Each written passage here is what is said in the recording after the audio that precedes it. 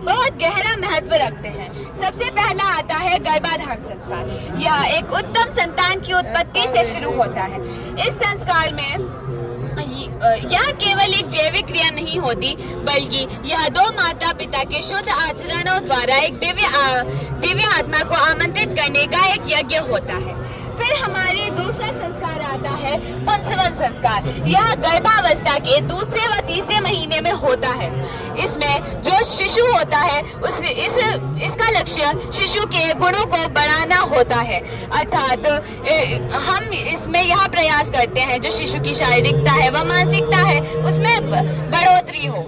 फिर आता है हमारा तीसरा संस्कार सीमंतोन्नयन संस्कार। यह संस्कार गर्भावस्था के छठे, चौथे और 8वें महीने में होता है। इसमें जो माँ होती है उसे नकारात्मक भावों से दूर रखा जाता है और भय से भी दूर रखा जाता है, ताकि उसका मन शांत रहे और जो शिशु है उस पर एक सकारात्मक प्रभाव पड़े।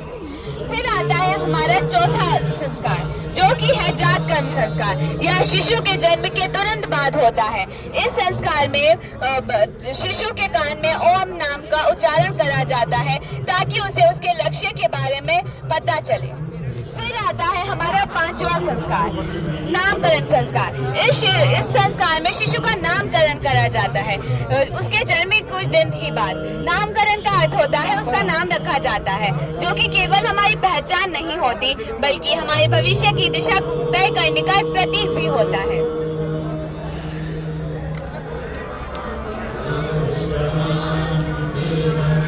आता है हमारा तीसरा संस्कार निष्क्रमण संस्कार। इस संस्कार में शिशु को पहली बार घर से बाहर निकाला जाता है, अर्थात उसे प्रकृति से मिलवाया जाता है। उसे हमारे 5 महाभूतों से परिचित करवाया जाता है और उसे यह बताया जाता है कि वह भी इस प्रकृति का ही एक अंग है।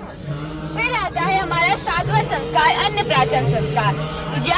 इस संस्कार में हम शिशु को पहली बार ठोस भोजन खिलाते हैं, अर्थात सात्विक, पवित्र और पौष्टिक भोजन खिलाते हैं, जिससे हमें यह पता चलता है कि जो हमारा भोजन होता है वह हमारे आचरण पर सीधा प्रभाव डालता है। ये कब किया जाता है? जैसे उसके दांत आ जाते हैं।